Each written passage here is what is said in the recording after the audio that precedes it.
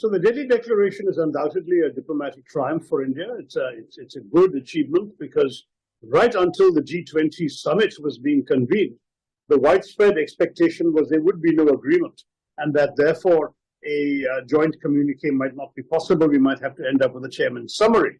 The reason for that in particular, the main reason, was the big gulf between those who wanted a condemnation of the Russian war in Ukraine and those like Russia and China who wanted no mention whatsoever of that subject. India was able to find a formula to bridge that gap, and that is a significant diplomatic achievement, because when there is a summit without a joint communique, it is always seen as a setback for the chairman.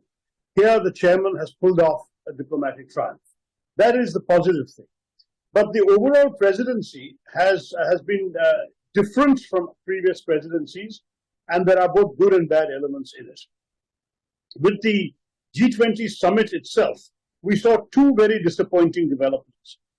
One was the complete exclusion of the public interest from the summit. You found, for example, the shutdown of Delhi for 3 days, with great difficulties caused to daily wage workers and others who had no income for those days. The attempt to hide poverty rather than to deal with the poor and assist them during this difficult time.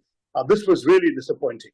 The second negative in terms of the summit itself was the complete failure to accommodate the opposition.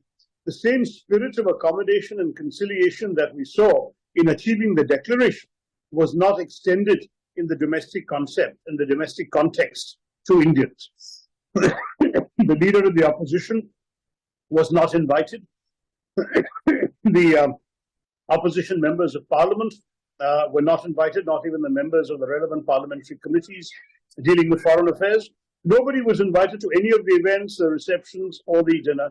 And the result is that a democracy, a country that called itself the mother of democracy, was showcasing an event from which the democratic opposition was excluded. I thought that was very unfortunate.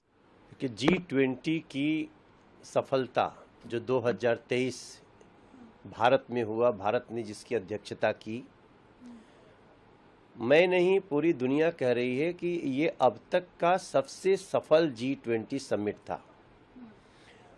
और मुझे लगता है कि वो विपक्ष में ही क्यों न हो कोई भारत में, लेकिन अगर उसके दिल में भारत होगा कहीं न कहीं, अपने देश के प्रति प्रेम होगा कहीं न कहीं, तो वो इसको ऐतिहासिक मानेगा, कूटनीतिक रूप से भी विजय मानेगा, और पूरी दुनिया में एक महाशक्ति के रूप में जो भारत उभरा है उसको भी वो स्वीकार करेगा।